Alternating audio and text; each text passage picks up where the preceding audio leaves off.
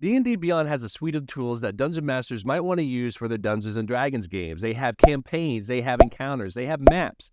But is it something that you might want to use, or do you might want to think about using a different tool? Let's take a look.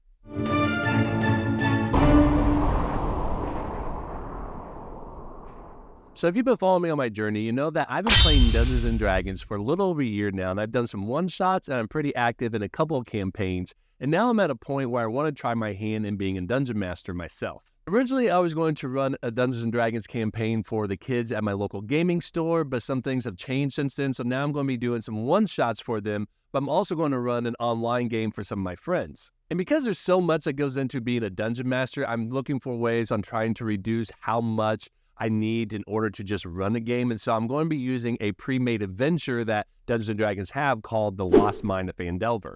And of course, I have to look for tools that Dungeon Masters will need to use as well too. And I remember that D&D Beyond, which is a website and an app that Wizards of the Coast has for people who are interested in playing Dungeons & Dragons, they actually have some tools for Dungeon Masters. And I enjoyed D&D Beyond because that was actually the tool I used to create my first character in my first D&D campaign. And it was really cool because it allowed me to create a character without feeling like I was going to get overwhelmed with the information or might be missing something. And so it was a really good tool for me to use as a player that naturally I wanted to check out if this was something I want to use as a Dungeon Master. So for my game, I decided to check out these tools. I want to share my experience with you all to get your feedback and your thoughts about the tools as well. Now, before we get started with this video, again, as a reminder, I am relatively new to Dungeons & Dragons, and I have not actually been a Dungeon Master yet. So this is just my perspective as someone who is trying to actually get into the role of Dungeon Master and my first initial thoughts of that whole process. So as I go through this, if there are any tips or tricks or thoughts that you might want to share to kind of help anybody who's interested in being Dungeon Master, whether it's using these tools or anything that we're talking about as being a Dungeon Master, definitely let us know. Put a comment in there. Let's have a civil conversation about those things. I would love to learn from all of you who have been a Dungeon Master before on what are some things that I might want to think about as I'm going through tools, and also specifically the D&D Beyond tools that we're going through today. So quick breakdown of this video, we're going to go through the three main tools that D&D Beyond offers for Dungeon Masters. We're going to go through their campaign tool. We're going to look at their encounter tool, which is in beta, and we're going to look at the maps tool, which is in alpha. So keep that in mind that these are still in playtesting phase. So this might change even like a month after I make this video, and it might be a different interface, but this is just based on my observation for today. And then after that, I'm going to do a quick mention about the new virtual tabletop or VTT that D&D Direct is coming out with that might be of interest to some of you, and also my initial thoughts on it. And then I'm going to share the tools that I'm planning on using as a Dungeon Master, and then just a final recap of this video. So we're going to take a look at the campaigns tool, but before we get started, during the recording, my video looks like I was looking off screen for whatever reason. I promise you that was not the case. I just didn't realize that I was looking off to the side. So once you go through the campaigns tool, I've actually moved my video to the other side, so that way it looks more like I'm looking at the screen for you. So with that being said, let's go ahead and take a look at D&D Beyond, and let's start off with my campaigns. Now you can already see that I am in a few campaigns already. Some of them are my active games, and some of them are ones I'm creating, or just use that as an example for today. But the first thing you'll notice is that you can create a campaign up here, and then you can also create from pre-made campaigns. So D&D Beyond does have some campaigns that you could just go ahead and get started with from the ones that are from their adventure books as well too. I have not actually taken a look at this yet, so this might be something of interest to some of you. Let's go ahead and click on this real quick and just see what they have. So it looks like they have Intro to Stormwreck Isle, Frozen Sick, Prisoner 13. So those are the only ones that they have. So that's just something to check out, that if you're thinking about using one of these tools or one of these campaigns rather, definitely check that out there. But let's go back into campaigns, and we're going to use this one as an example here. Bing Bong's Revenge, a Baldur's Gate 3 adventure, which hopefully, if you're a Baldur's Gate 3 fan, you will know what this is referring to. Bing Bong is not in the game itself. It's actually a Dungeons & Dragons one-shot that the voice actors played. I forget what show it was on, but it was a lot of fun. So go ahead, definitely do a search on YouTube if you're interested in that. It's a fun one. So with that being said, one of the things that you can see here is that they have a list of things that you can access from the campaigns page. So you can go back to all of your campaigns. You can create a new one. You can edit this campaign if you want. And then you can also create an encounter. You can launch maps, which is the tool that we're going to be talking about as well too. And then there's also a game log, which is basically just logging all the dice rolls in the campaign itself. And you can see that some of these are from the characters I've added into this, as well as some of the ones that I made as a dungeon master, like this little symbol or this photo icon here represents me. So you can see that with each of these roles in the game log, you can see what kind of roll it was. So maybe this was just a random roll that they did, or maybe they clicked on their dexterity save or a specific ability on their character sheet that it gets pushed out to this, as long as that character has been added to a campaign. If it's just a character sheet that just exists out there, it's not going to pull it in. But if you add a character to the campaign that you're running, it will show up here anytime they make a roll, which is pretty nice. And then you can actually click on it to expand more details about this as well too. So at first glance, let's go ahead and use this one as an example here. This is just a custom roll, just rolled to themselves. So this wasn't shown to anybody else except for them. And the reason why I'm seeing it is because this is my character. So if somebody else rolled it, I want to see it. But when I click on it, it'll tell you a little bit more which kind of die was used and then what's the original result. And even if you look in here a little bit, like kind of virtual dice that they use, which I don't know why that might be useful. Who knows? But yeah, so that's actually pretty cool with the game log. So going back to and one other thing is if you want to click on this to make sure that it stays on the sidebar, that's what that lock icon does as well too. But we'll go ahead and close that and go back to campaign. So one of the things you'll notice here is that it has enabled content sharing in this campaign. So any of the adventure books or source books that you own as a dungeon master, you can actually share those out to your players as long as you own the digital version from D&D Beyond. If it's a physical book, or I think even if it's a digital version that you bought from like Drive-Thru RPG, that won't work here from my understanding. But if you bought it through D&D Beyond, you can actually share that stuff out to your characters, to your players in the campaign if you want to.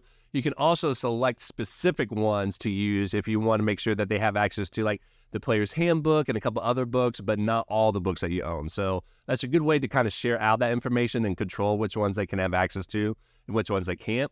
And then it has a really quick way for you to be able to add people to your campaign. So if you want to send them that link and let them know that they can click on it to select what character they want to use for the campaign, then it gets added in here. You can see already down here, here are the characters I have. These are all the ones that I own, but any of your players will also show up here as well too, as long as they selected which character they want to add to the campaign. Anytime you will have somebody that it was in there that you have to kick out for whatever reason, you have to send a new link. You can always hit reset invite link. So if you're watching this video, you're thinking, oh, hey, I'm just going to join this guy's campaign. I'm going to reset it after this video. So, but that's actually a neat feature that they have as well too.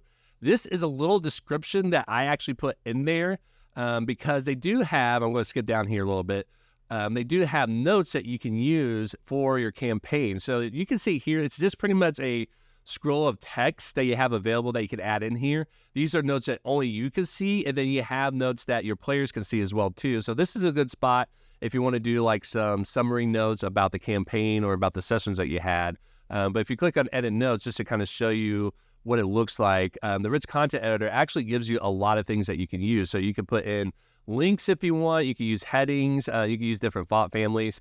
You can even add things like videos and images, but when I click on this, you can see that it's asking for a specific source. So it has to be a photo that lives online somewhere that you put an URL for. So it's not just something you can upload here. They're not in the business of trying to store any files for you or anything like that. So it has to be stored somewhere else that you have to put in a URL to actually add a photo in there. But it's something that I'm probably not going to be using too much, if at all. So it has a lot of neat little features for those notes. And again, this is a description, so that way you and your players will know what this campaign is about if you want to add that in there. And then you have all these notes that you can add for yourself or for your players as well too.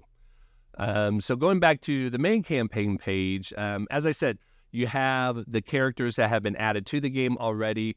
You can create unassigned characters, which means that if you want to add characters to your campaign that are NPCs or something like that, you could definitely do that here by using create unassigned character.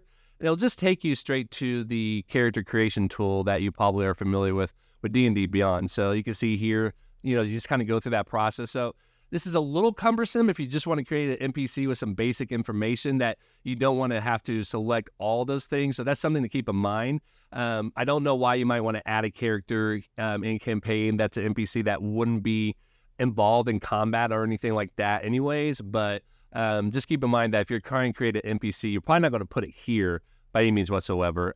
But if you want to add a NPC for players to have as part of their journey that will help them out in combat and things like that, you could definitely use that if you want. They also have create unassigned pre-made characters, which allows you to use some templates that they already give you as someone who subscribes to their subscription for D&D Beyond. But you can see I also have some specific ones that I've downloaded from resources that I have access to, like the Baldur's Gate 3 characters here.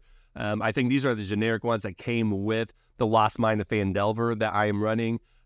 This one, I can't remember how I downloaded these specifically, but if you have pre-made character templates as part of your account, that's where you can go. So that way, if you want to just create something really quick without having to start from scratch, you could do that as well too. So that is the campaigns page. A couple things I want to point out is that you won't see a dice roller on this page, which doesn't sound like it's important right now, but I'm going to explain why a little bit later in this video. The other thing to keep in mind is that this is really good for the website, but if you're on the app, it's not a great translation because they don't have access to all this on the app. So this is all the tools I'm showing you today are just really website based. The app is very, very limiting in terms of what you can access as part of the D&D Beyond Dungeon Masters tools.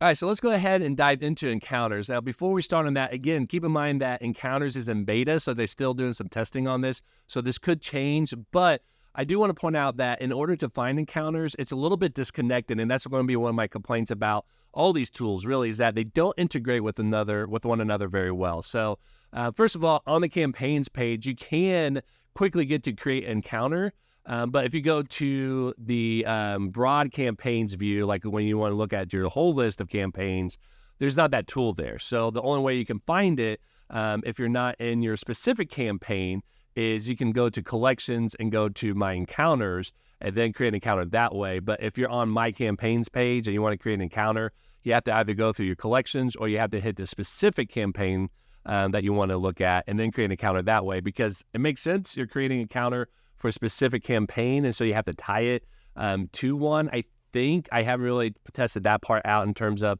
if you could just go into an encounter that hasn't been associated. I think you can, but we'll take a look at that here. So let's go ahead and hit create encounter and take a look at it, and you'll see that I will automatically get pulled into a building tool. And so the first thing you want to do is you want to hit name your encounter. It'll just call this the Wrath of Bing Bong, right?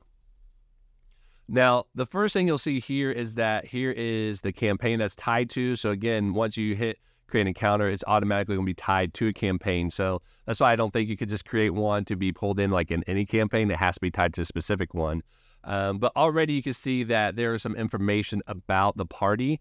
And you could go and hit manage characters, and it's bringing in all the different levels of the different characters. And you can even change a campaign if you want to. So let's say if there is something that you want to make a campaign for, but an encounter for, but it's for a different campaign, you could change that here, which is nice.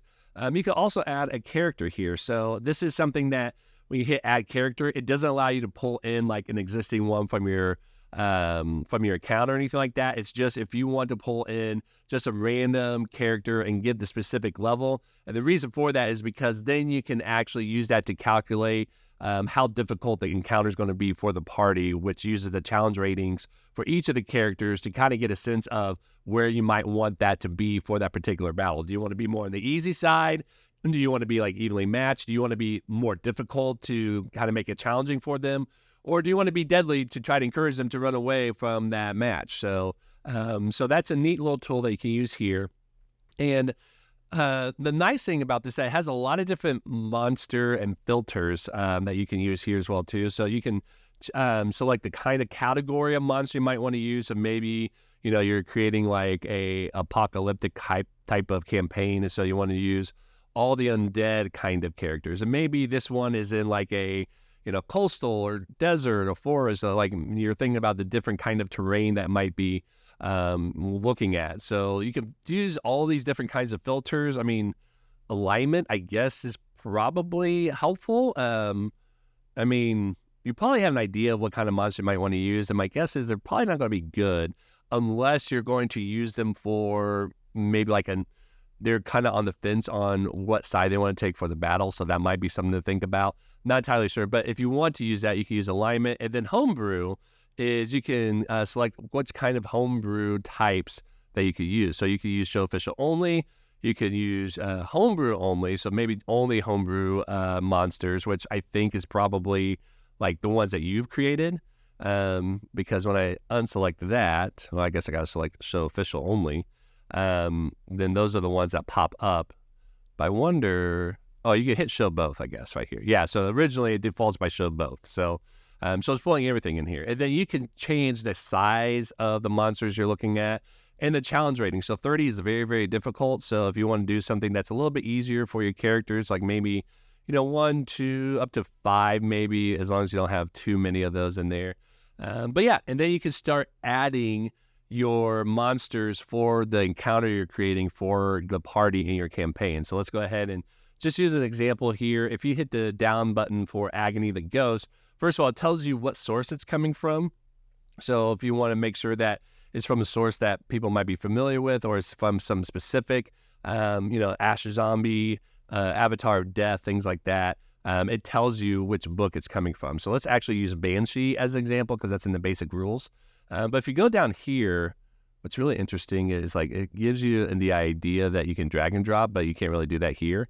But if you clicked on the down arrow here, it gives you all the information details about that creature. So if you want to see the armor class, hit points, the kind of attacks, like things you expect from a specific monster creature that you would find in the monster manual, something like that, or in any of your adventure books, it pulls that up, and you'll see that these little boxes here allows you to roll the dice for that specific creature. So if I click on this, I guess as I'm going to show it here, but you can see that there is a dice roller here. Oh, there it goes. Okay, it just took a while for it to actually work.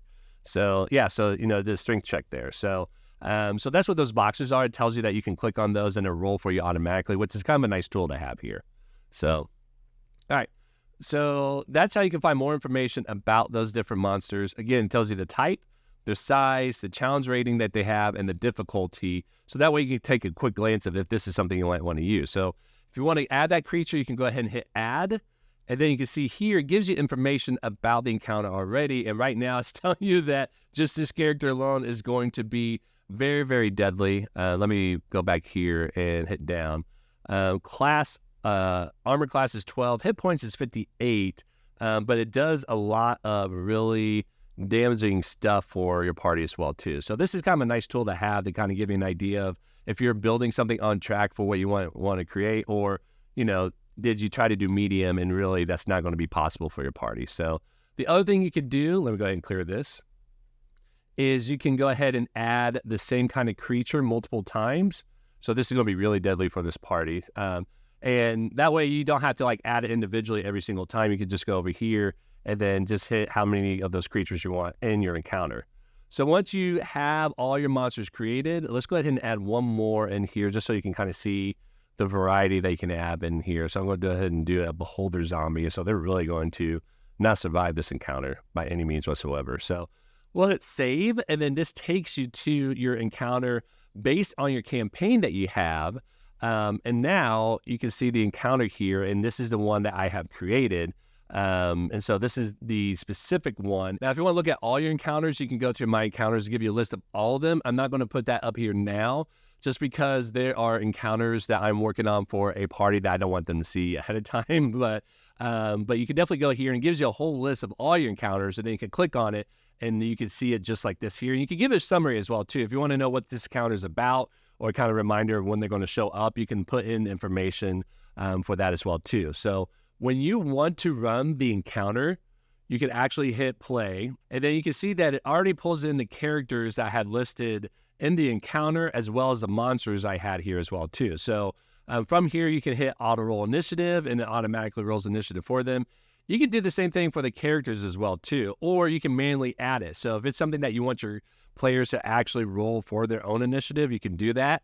And one of the things that's really nice about it is that if you have some characters that you're running, you can do the same thing just by going to that character sheet and then being able to hit roll initiative. Now, as you can see here, I can't really click on these characters to do that. So in order to open their character sheet from here, I would actually have to open up a new tab and then go to my character. So it's not something that I can just click on and be taken straight to there, unfortunately. So that's something to keep in mind, is that as you're using these tools, you're probably going to be opening up multiple tabs to be able to access things. You can't just really access it straight from here, which can be a good thing. It could be a bad thing. I find it annoying personally, but it is what it is. So, but once you actually have all the initiatives rolled in here, then you can go ahead and hit start. And then right here, the nice thing about this is that if you ever have to change initiative while you're doing the combat, you can do that, but it automatically puts in the order based on everyone's initiative rolls. And so you go in here and you just kind of wait until the turn plays out. And then once the character has gone and done their turn, you can just hit next. And it keeps track of the rounds and the turns for your characters as well, too, which is really nice. So I kind of like that feature here. And then as they're taking damage for the characters that you control, monsters that you control, because again, even though this is my character I've created, I cannot change the hit points in here. So that's actually a little bit annoying as a dungeon master, that if it's a character that I can actually control, I would want to be able to just go ahead and do it here, but now I have to open up like how many tabs to do that. It's probably not going to happen a whole lot, but the times that you might have an NPC or two that's in there, you're going to have to open up extra tabs. But anyways, you can definitely go in with the monsters that you've created and say, oh, okay, they have 20 hit points or damage. You can go ahead and do that, and it changes it automatically. And then same thing with heal. You can do, well, they just healed themselves. So that's a nice thing you could do to kind of quickly update those things. And then next turn, it keeps, track of all these things. So that is a kind of a neat feature to have. And you do have a die roller here from the encounter tab. So if you ever need to roll a die, you can. The problem is this is not tied to a character specifically. So you're just rolling a free die. If you don't know what your character's weapon bonuses are or damage bonuses are or anything like that, you're going to have the character sheet open in order to do that. But if you do need to roll a die here in the encounter page, you could do it. I just don't see a lot of use cases for it. That's going to be, more frequently used than having to open up the character sheet to do that. Again, the other thing that's a little bit weird is that I can't really, I take that back. Because I forgot about this. It wasn't apparent to me at first how to do this with the monsters, but then, when I hover over this, oh, okay, I can actually click on this. And then this is how you can roll for the different creatures. So I think the ones that were actually on here, let's go ahead and use this as an example so that way you can see this. So if I want the creature to do their corrupting touch here, this is how they would run the attack, and it'll roll the die for you already. And then it should tell you, yep, right here, what the what the final is. And then again, game log is not here yet because I have to enable it. So once I enable it, you can see that this is the Banshee's roll. And right now it's just being shown to self. I think this is the other thing that I have a little bit of trouble with this tool, is that if I want to show it to everybody, it is not very apparent how I can do that. I think I had to go through a deep dive on how to change it through the settings, but it's something that I would like to be able to change here. And if you know the tip on how to do that, please let me know. But I looked through everything. I just couldn't figure out a way to be able to show that to my group if I wanted to do that. So, but as you can see here, if I hover over something, it gives you a little tooltip pop-up box of what that thing is about. So that's a neat feature. But again, if I was rolling that and then I rolled for damage, the damage here, again, is just being shown to myself. I can't really show that to people from here. So that's something that I'm really struggling with here to figure out how to show that to everybody. So maybe if I change it here to everyone, then it gets changed as well too. So that's going to be the generic D20 die. Let me go ahead and hit this. And we'll go to game log. Yeah, see, it's still saying to self. So yeah, that doesn't help either. But yeah, as soon as you hit the die, or you click on the sheet here, then the game log goes away. So that's why you might want to hit lock. But yeah, so those are some of the frustrations I have with this tool, is that there are some really cool things about it, but there are some things that are kind of hindrances that kind of makes it a little bit cumbersome. The other thing that I will say that I really do enjoy this part, which I didn't realize until I did this, is that when you add a creature, it gives you an A, B, C, and D for those creatures that you've added in order for you to keep track of those, which is really good. One of the other things that you can't really do is you can't really quickly change like a name of the character or the creature.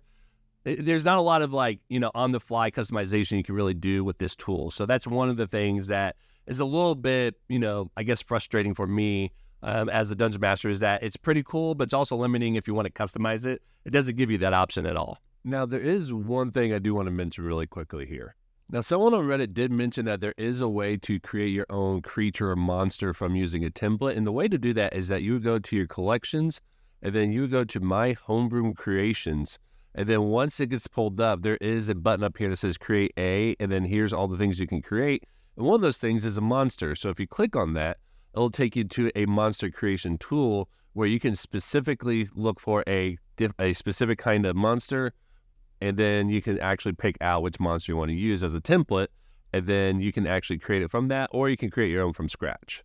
So it is possible to create a unique monster from a template if you want to do it that way. You just have to go through a different type of section on the website in order to create it, so you can't do it inside the Encounters tool itself. So before we get to maps, remember earlier in the video when I said that this is all in alpha testing and that this could change at any moment? Well, that's exactly what happened during the recording of this video. After I recorded and edited this video and was getting ready to upload it and schedule it for YouTube, we got an email from D&D Beyond saying that they added a couple new features to the Maps tool. So that means that I'm not going to show off those features in this video. And honestly, you're probably not going to miss a whole lot. The only thing that they really added that is probably of any interest is the drawing tool, which is great, but it's also, again, pretty basic, and a lot of virtual tabletops has this feature. So it's nothing that's really going to be earth-shattering for using this tool. So now that said, let's go ahead and look at maps. Okay, so now let's go ahead and take a look at the map tool. Now, what you've noticed so far is that I can access my campaigns and my encounters up in the collection tabs, but the map is not here. You have to find that in tools. So we're going to go ahead and hover over tools, and we're going to go to alpha maps because, again, it's an alpha stage.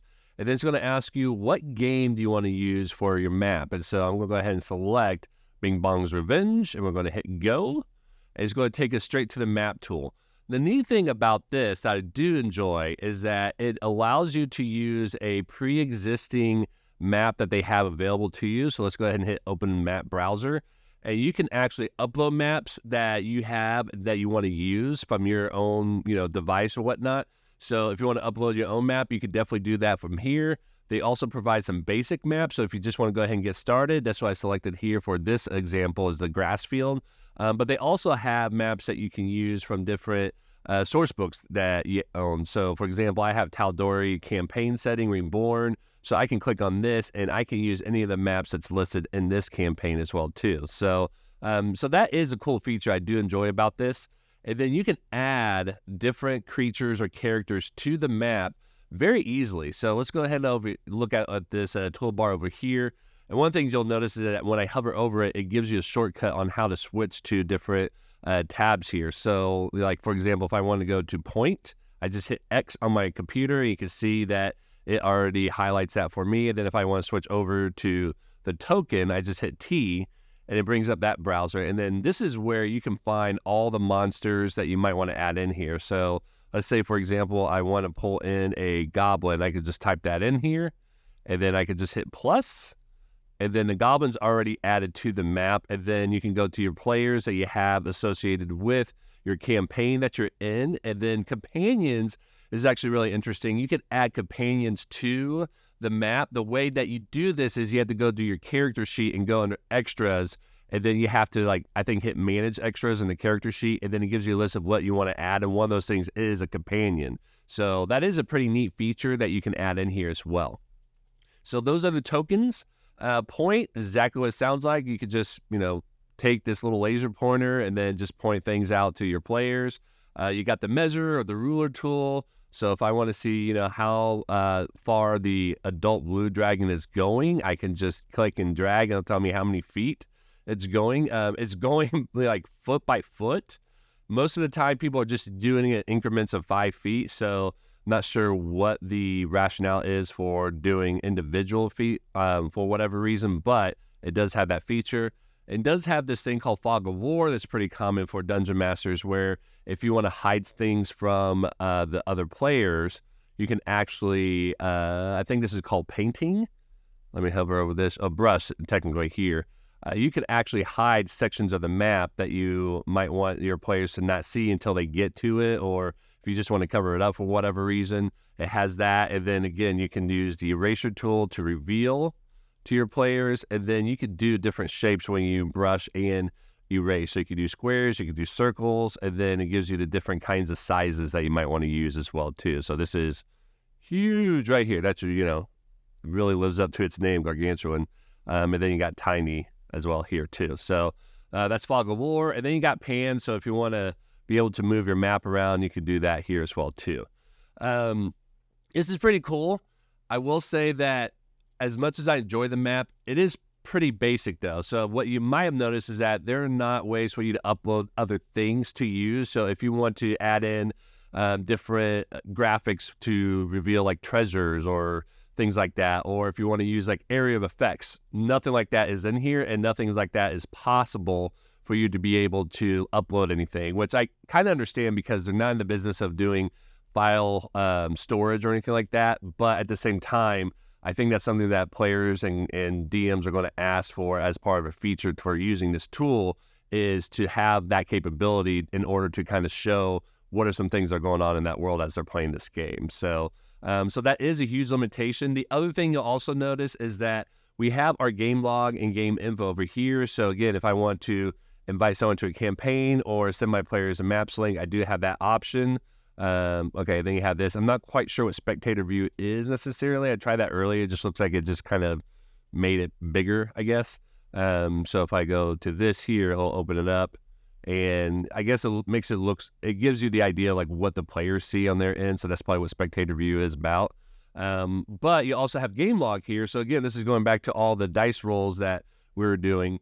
But you'll notice that there's not a dice roller feature in map. So if I want to roll a die for any reason, I have to go back to the encounter mode or the encounter page in order to roll a die. Or if I want to roll for a creature, I have to have this tab open in order to use any of the dice here. So map's pretty cool, but it is very limiting and doesn't have a whole lot of other basic features that tends to be pretty common with other virtual tabletops like Roll20 or Foundry or things like that, Owlbear Rodeo. So that's something to keep in mind, is that, again, it's cool to get started, but if you want something to be able to add more to it than what's on here, then that's probably something that's going to be a deal breaker for you. And again, it doesn't integrate with the other three tools, or the other two tools, that they have for Dungeon Masters to use to run a campaign. So now that we've gone over those three tools, I do want to make a quick mention about another tool that D&D Beyond is coming out with, which is a 3D model of their virtual tabletop. If you haven't seen this before or heard about it, I'll put a link in this video. You should see it here at the top, but I'll also put it in the description as well. But the video actually shows a new kind of tabletop experience that they're providing and they're working on. And they released this video almost a year ago. And I got to say, it looks kind of cool. It has a lot of 3D modeling and has a lot of graphics that kind of goes with it. I have to say that, like a lot of people who have reviewed it and critiqued it as well, it feels more like a video game. I think one of the appeals that Dungeons & Dragons and any role-playing game has is that it really utilizes your imagination a lot. So I know that with online campaigns, we use things like maps and tokens to get a sense of the idea of the world that you're in. But this one feels more like you're going to be playing a video game with all the things that they're trying to build. So I'm sure there's a market out there for people who might be interested in this. And I think it looks really cool. But for me, I think I would much rather have some of the 2D maps and tokens and kind of do more of the imagination part, especially if you're trying to do something that's a little bit more homebrewed, or if you have a character that's going with a specific theme, or if your campaign has a specific theme. So again, I think there is a market for people who might be interested in that, but definitely feels more like a video game than a virtual tabletop. So it's probably something that I'm not really going to use as a dungeon master, at least not anytime any soon. But who knows? I mean, it's been a year. I haven't heard any other updates about it, and maybe there has been. And so if you have, definitely leave a comment about it. But that is an option that you might want to check out if you're wanting to see what's coming out from Dungeons & Dragons Wizards of the Coast.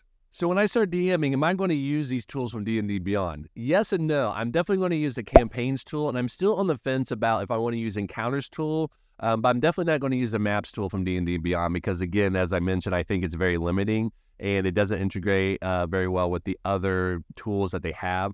So I will use the campaigns tool. If I don't use the encounters tool from D&D Beyond, I'm probably going to use the encounters tool from Game Master 5, which I think is really cool and intuitive, and it has some really great features that I really enjoy. And for the map part of it, I'm actually going to use Owlbear Rodeo because I feel like that's been more intuitive for me than any of the other tools that are out there. And I think my players are really going to find it pretty intuitive as well. It gives you all the basic stuff that you need, but it also allows you a lot of really cool features. They have a free version and a paid version. The free version will get you started and going. It does have some limits in terms of file storage, and you can't really name the room. So when you send a link to your players, it's going to say something like the Uzi Arm or something like that, and it's not really going to describe the campaign. But if you get a paid version, which I think is like really reasonable, I think it's like $33 for the year or something like that, maybe $39, you get a lot more features with it. And so that's definitely something I'm going to be using when I do my first Dungeons & Dragons game. So that's my observations about the D&D Beyond tools for Dungeon Masters. I hope this was informative for you. And if you have any suggestions or ideas about this tool or what Dungeon Masters should be thinking about once they run their first campaign, definitely leave comments and leave anything like advice or tips that you might have for anybody regarding the tools or becoming a Dungeon Master.